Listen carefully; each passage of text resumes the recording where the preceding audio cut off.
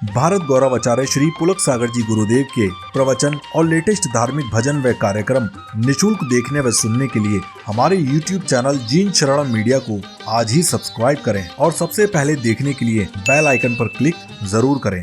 अमावस की रात जिसने ना देखी वो पूनम की उजियाला क्या जाने। जिसने कांटों की चुभन ना सहन की हो वो फूलों का सुख नहीं जान सकता है। और मैं आपसे कहता हूं कि जिसने जीवन में दुख ना देखा हो वो सुख का आनंद कभी नहीं उठा सकता है।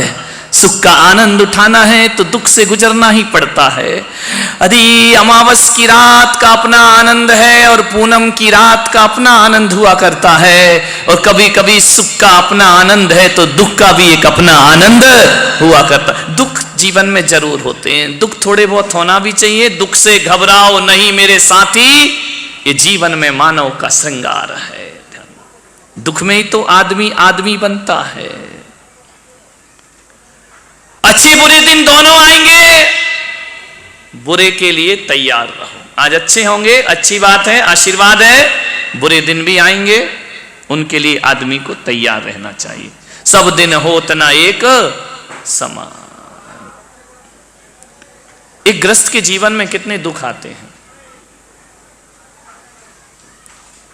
जवान बेटे की मौत हो जाती है, पिता के कंधों पर अर्थी जाती है उसकी। कितना बड़ा दुख है ये। व्यापार फेल हो जाता है, आदमी ऊंचाइयों की सफलता तक पहुंचता है और बीच में ही हार जाता है, लौट आता है। कभी कभी बनते हुए काम बिगड़ जाते। आदमी की जिंदगी में सब चलता है। मान्यवर ज्ञान गंगा महोत्सव का आज समापन दिवस है, और मैंने पहले ही दिन कहा था कि ज्ञान की गंगा वो गंगा है जब निकलती है तो पतली लकीर से निकलती है, लेकिन जब कलकत्ते में पहुंचती है तो गंगा सागर में परिवर्तित हो जाया करती है। और आज यह ज्ञान की गंगा गंगा सागर का रूप ले रही। कितने लोगों की उपस्थिति है, ये गंगा सागर बन गई है। शुरुआत पतले से लकीर से होती है, समापन सागर से हुआ करता है। हजार दुख है आदमी के जीवन में। सफलता मिलती है, समृद्धि मिलती है तो आदमी कहता है खुशकिस्मत आदमी है। असफल हो जाए, समृद्धि ना रहे, विफल हो जाए, कहते हैं वो बदकिस्मत आदमी है। ध्यान रखना, खुशकिस्मत दुनिया में सभी नहीं होते मेरे भाई। आप खुशकिस्मत हो सकते हैं, 2 4 10 खुशकिस्मत हो सकते हैं। हर कोई दुनिया में खुशकिस्मत नहीं हुआ करता है।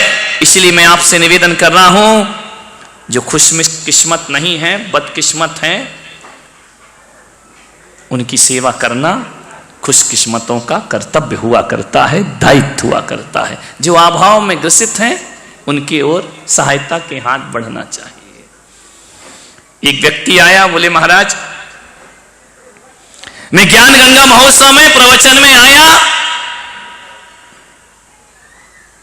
6 साल से हम दोनों भाई एक दूसरे से बोलते नहीं थे। पूना में ही कहो तो खड़ा करूं उसको, कर दूं? हाँ कर दो, तुम्हारी घर का हुआ फिर क्या करोगे। ध्यान रखिए। वो आया कि 6 साल से हम दोनों भाई आपस में एक दूसरे से नहीं बोलते हैं, लेकिन जब मैंने आपका भाई वाला प्रवचन सुना मुझे लगा जिंदगी किस काम की, छोटी सी जिंदगी, तकरार किस लिए, और रहते हो दिलों में दीवार किस लिए। दोनों भाई मेरे कक्ष में आए, आशीर्वाद लिया। मैं उनका आशीर्वाद मत लो, गले मिल जाओ, वही मेरा प्रवचन सार्थक और सफल हो जाएगा। दोनों भाइयों ने गले मिलकर के दोस्ती का आगाज शुरू, सफल हो गया मेरा प्रवचन करना। ध्यान रखिए। एक लड़की आई, बोले महाराज विगत 7 साल से आपको ढूंढ रही हूं मैंने कहा मैं कहां खोया था। बोले 7 साल से मैं आपको ढूंढ रही हूं। मैं जिंदगी से निराश हो गई थी, हताश हो गई थी, मैं आत्महत्या करने के लिए जा रही थी। क्या हुआ? बोले असफलताएं मेरे जीवन में बहुत थी, लेकिन एक दिन मैं बाजार से निकली, मैंने जिंदगी की लीला समाप्त करना चाही कि मैं अब जीकर क्या करूंगी। और मैं एक दुकान पर गई, वहां टीवी लगा हुआ था और टीवी में आपका प्रवचन चल रहा था। मैं सामान खरीदना भूल गई और 2 मिनट खड़े होकर टीवी देखने लगी। और जैसे टीवी मैंने देखी तो उस टीवी पर आपने कहा कि मनुष्य जन्म मिला है, ये व्यर्थ में गंवाने को प्राप्त नहीं हुआ है। एक बात याद रखना, सुख और दुख तो जिंदगी में आते ही रहते हैं। अरे सुख और दुख तो जीवन में आएंगे, दुख भी आएगा, सुख भी आएगा। अरे आज दुख है, कल सुख आएगा। लेकिन आपका एक सेंटेंस मैंने सुना, इन सुख और दुख को जीने के लिए सबसे ज्यादा महत्वपूर्ण जीवन हुआ करता है। यदि जीवन ही नहीं होगा तो सुख कहां से आएगा और दुख कहां से।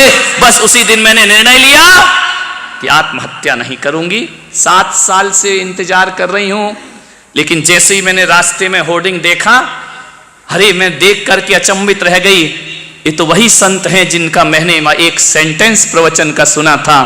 वो मेरे पास आई, उसने आशीर्वाद लिया और साहित्य लेकर के स्टॉल से गई कि मेरी जिंदगी की असली कोई संपदा है तो महाराज आपकी ये किताबें संपदा है जो जीवन का सूत्र दिया करती हैं। मान्यवर, बहुत लोगों में परिवर्तन हुआ है, प्रेम भावना बढ़ी है। अभी कुछ लोग मुझे बता रहे थे कि महाराज इतने दिन से हम पुणे में हैं, हमको कई लोग आज तक हम नहीं पहचानते हैं, लेकिन इस चातुर्मास से पता चला कि पूना में इतने जैन भी रहा करते हैं जिन्हें हम आज तक जानते नहीं। ये ज्ञान गंगा महोत्सव की सफलता है, ध्यान रखिए। ना जाने किस किस को क्या मिला। एक दिल्ली में मेरा चातुर्मास हुआ, एक व्यक्ति बिल्कुल गरीब, कार्यक्रम हुआ, आयोजन हुआ, मुझे पता लगा, आयोजक लोग लेकर के आए और एक बिल्कुल गरीब साधारण से व्यक्ति से उन्होंने मेरी सभा का दीप प्रज्वलन कराया। सारे लोग देखकर रह गए, आदमी कौन है। मैं भी देखकर रह गया कि दीप प्रज्वलन कर रहा है, कपड़े से तो साधारण लगता है। जब उससे पूछा गया कि तुम कौन हो, तो समाज के अध्यक्ष ने मुझे बताया कि महाराज ये आपका टीवी से भक्त बना है, ये आपका प्रवचन से भक्त बना है और दिल्ली की सड़कों पे रिक्शा चलाया करता है। इनका रिक्शा चलाने वाले से दीप प्रज्वलन। बोले महाराज इसलिए कि रिक्शा चलाता है, लेकिन ये वो आदमी है। उस आदमी से मैंने खुद पूछा कि तुम अपनी जुबान से बताओ। बोले महाराज मैं दिन भर में क्या कमाता हूँगा, 100, 500, 1000 रुपये कमाता हूँगा। मैं बहुत गरीब आदमी हूँ, लेकिन एक दिन मैंने आपकी किताब पढ़ी, पुस्तक पढ़ी। इतनी अच्छी वो किताब और इतनी अच्छी वो पुस्तक मुझे लगी, मैंने उस दिन से संकल्प ले लिया। ध्यान रखना, एक गरीब आदमी, और मैंने अपनी महीने की आय में से 2100 रुपये आपको पता नहीं है, और ट्रस्ट को मैं हर महीने पहुंचाया करता हूं। बोले किस लिए पहुंचाया करता? मैंने कहा बोले इसलिए महाराज कि आपके विचारों की ये किताब जन जन तक पहुंचे, क्योंकि धन दौलत माया किसी को दे दो तो कुछ नहीं होता है, लेकिन आपकी किताबों में वो ताकत है जो जिंदगी की सोच को बदल दिया करते हैं, जीने के अंदाज को बदल दिया करते हैं। और मैं जब तक जीवित हूं मैं ये धनराशि केवल और केवल साहित्य के प्रचार प्रसार को देता रहूंगा। मान्यवर हकीकत बताऊं, उस दिन वो 2100 रुपए की राशि मुझे 21 करोड़ से भी ज्यादा वजनदार लगी कि आदमी लोगों की जिंदगी के बारे में सोचा करता है। इबादत करते हैं, पूजा करते हैं, लेकिन एक बात याद रखना पूना वालों, आज ज्ञान गंगा महोत्सव के माध्यम से एक संदेश मैं आपको देने जा रहा हूं, और संदेश इतना ही है कि मैं पुलक सागर कहता हूं कि इबादत करो, पूजा करो, वंदना करो, आराधना करो, लेकिन जहां तक मेरी सोच है कि माला फेरने वाले जो हाथ हुआ करते हैं, धर्म की पोथी पकड़ने वाले हाथ हुआ करते हैं, लोग कहते हैं वो बड़े पवित्र हाथ हुआ करते हैं। मैं पुलक सागर कहता हूं यदि माला फेरने वाले हाथ पवित्र हैं तो मदद करने वाले हाथ उससे भी ज्यादा पवित्र हुआ करते हैं। सेवा करने वाले हाथ माला से ज्यादा पवित्र हुआ करते। मदद करो, लोगों की सहायता करो, मान्यवर उससे ज्यादा पवित्र होते हैं। जो हाथ लोगों की मदद करते हैं ना, वो हाथ आदमी के हाथ नहीं होते। अभी बताया गया ना, शेख रसिक लाल मदद के लिए सदा खड़े रहते थे। आप क्या सोचते हो कि कोई रसिकलाल धारीवाल के हाथ थे वो?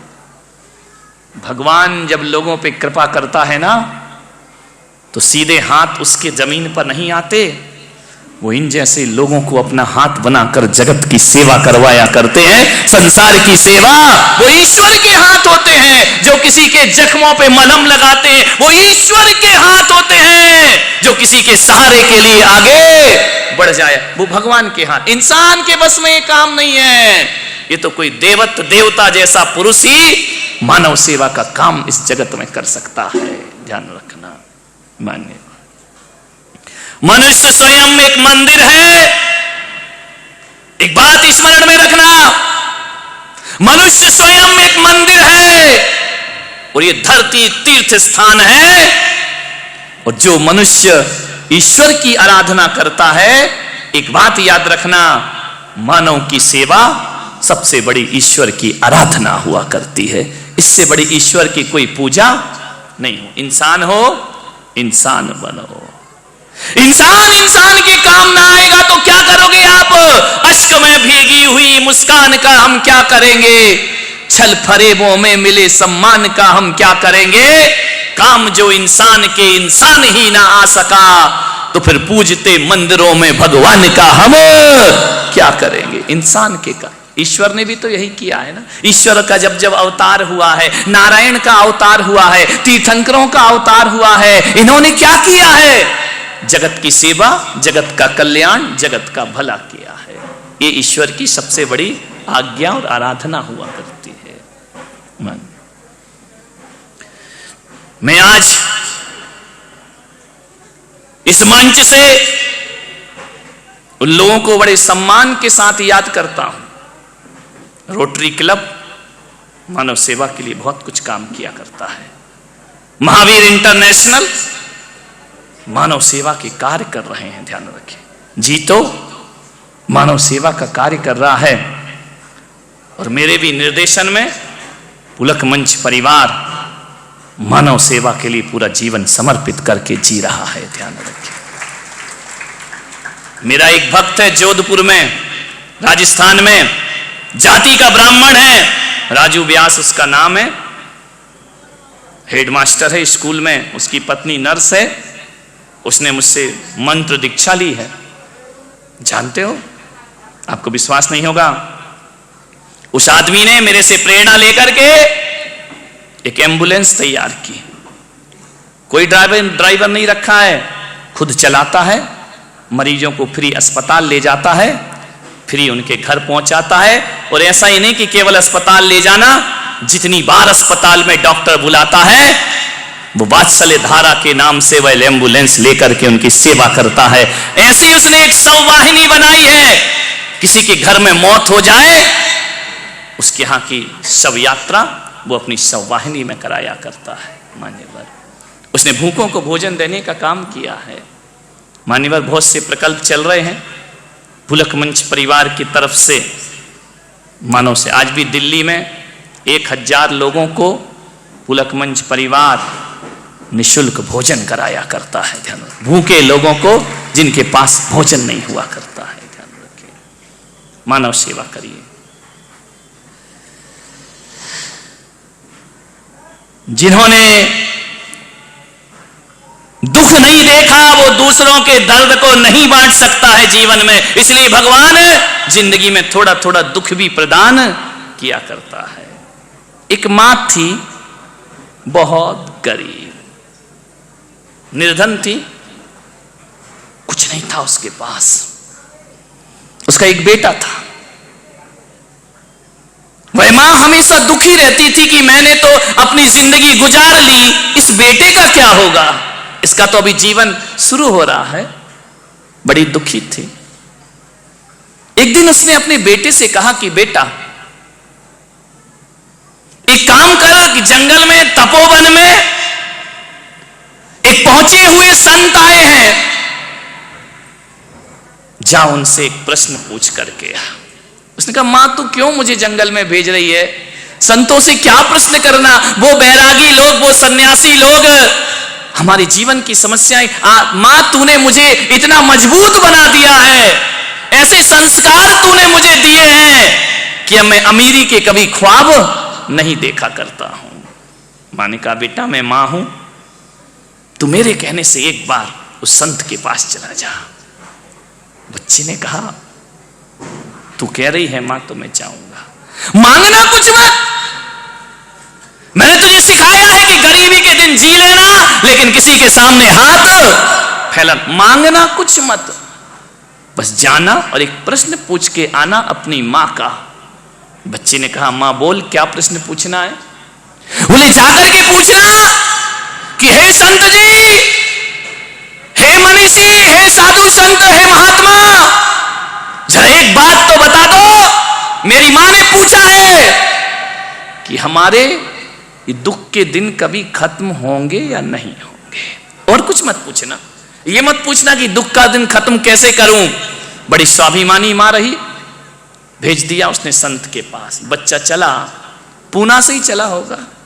कहां से चला हूं? बोला पूना से चला, जहां की खा रहे वहीं की बजाओ। पूना से चला वो बच्चा। पहले का जमाना था, पुराना जमाना था, गाड़ियां नहीं थी। और गाड़ियां थी तो गरीब के नसीब में गाड़ियां कहां होती, वह तो पैदल ही जाएगा। पैदल जा रहा था, चला जा रहा था। मां की एक सौगात लिए चला जा रहा था। एक प्रश्न संत से पूछ करके आना है। बहुत दूर जंगल था, चला गया जंगल में। शाम होने लगी, रात गिरने लगी, गोधूली की बेला, पशु घर वापिस आ रहे हैं, वो पैदल जा रहा है। एक सेठानी के घर वो पहुंचा।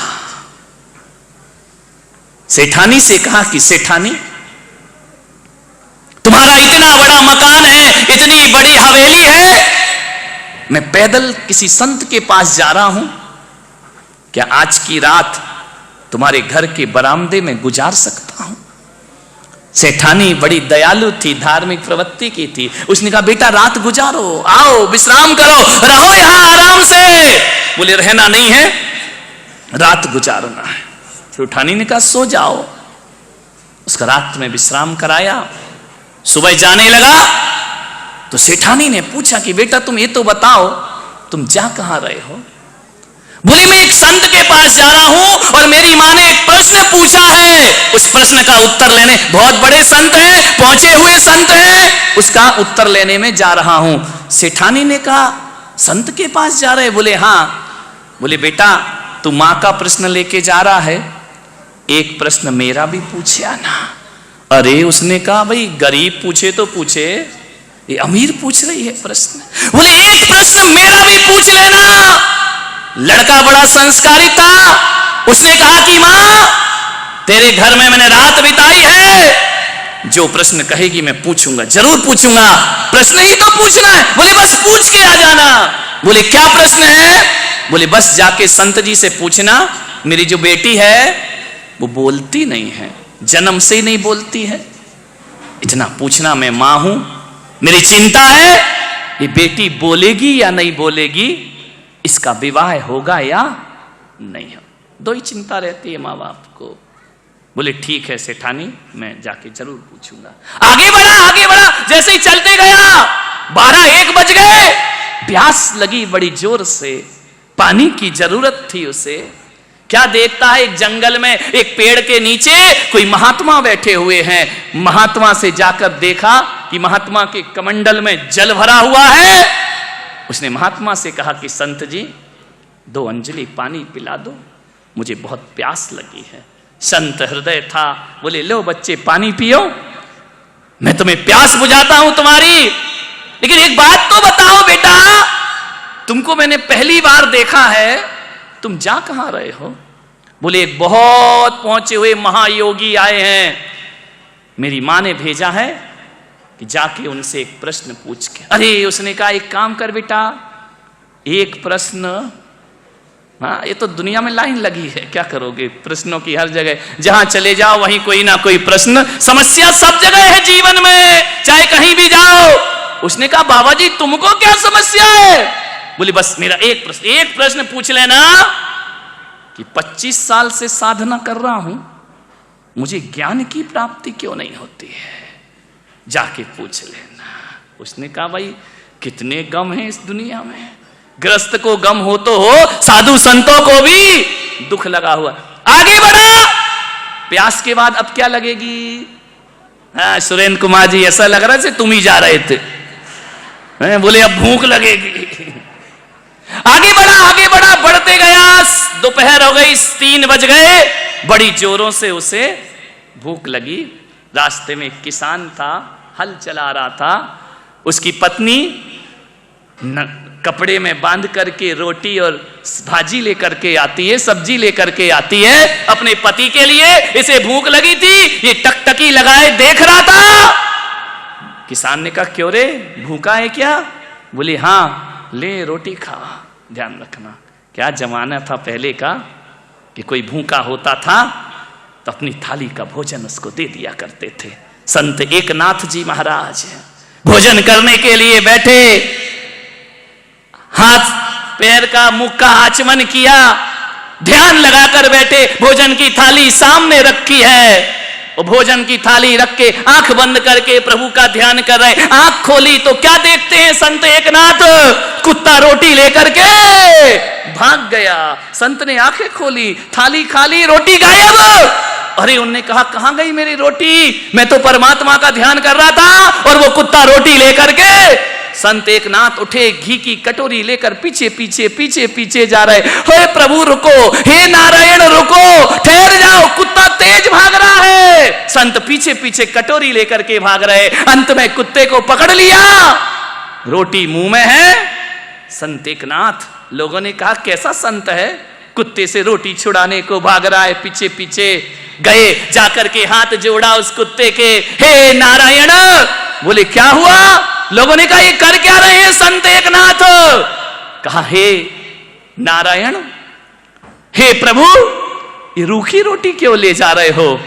घी तो छोड़ गए हो, ये घी की कटोरी लो, लाओ तुम्हारी रोटी में घी लगा देता हूं, घी लगी रोटियां खाइए। अरे लोगों ने कहा संत जी ये क्या कर रहे हैं आप, कुत्ते को घी लगा रहे हैं? मालूम है हमारे देश की संस्कृति, सभ्यता और मनीषी कहती है, संत के मुंह से निकला, बारे प्रभु क्या ओढ़नी उड़ाई मुझे इंसान की, और तुमने शकल बना ली स्वान की। हम तो वो लोग हैं जो जानवरों में भी भगवान के दर्शन किया। संत एकनाथ रोटी छीनने नहीं भागे, संत एकनाथ भागे कि घी लगी रोटी खाओ, तुम्हारा जीवन का आनंद आ जाएगा। तुमको ध्यान रखिए, मानिए।